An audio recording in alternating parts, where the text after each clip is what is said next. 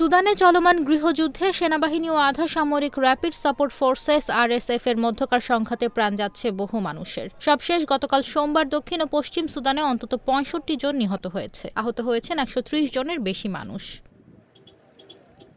ফরাসি বার্তা সংস্থা এএফপি জানায়, দেশটির সাউথ কার্দোফান প্রদেশের রাজধানী কাদুগলিতে কামানের গোলায় অন্তত ৪০ জন নিহত এবং ৭০ জন আহত হয়েছে। আর সাউথ দারফুরের রাজধানী নিয়ালায় সামরিক বিমান হামলায় অন্তত ২৫ জন নিহত এবং ৬৩ জন আহত হয়েছে।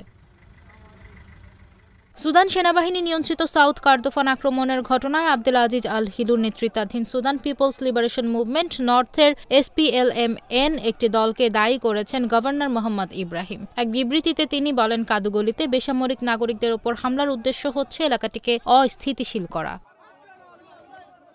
সুদান ২০২৩ সালের এপ্রিল থেকে সংঘাতে জর্জরিত হয়েছে, তবে সাম্প্রতিক সপ্তাহগুলোতে দেশটির নিয়মিত সেনাবাহিনী এবং আরএসএফ এর মধ্যে যুদ্ধের তীব্রতা বেড়েছে।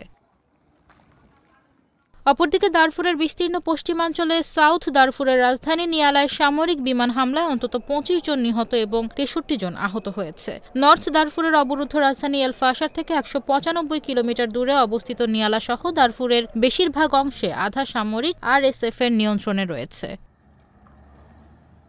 এর আগে গত শনিবার রাজধানী খার্তুমের অংশ সেনাবাহিনী নিয়ন্ত্রিত ওমদুরমানের একটি ব্যস্ত বাজারে আরএসএফ এর হামলায় অন্তত ৫৬ জন নিহত হয়। এছাড়া আহত হয় ১৫০ শতাধিক মানুষ।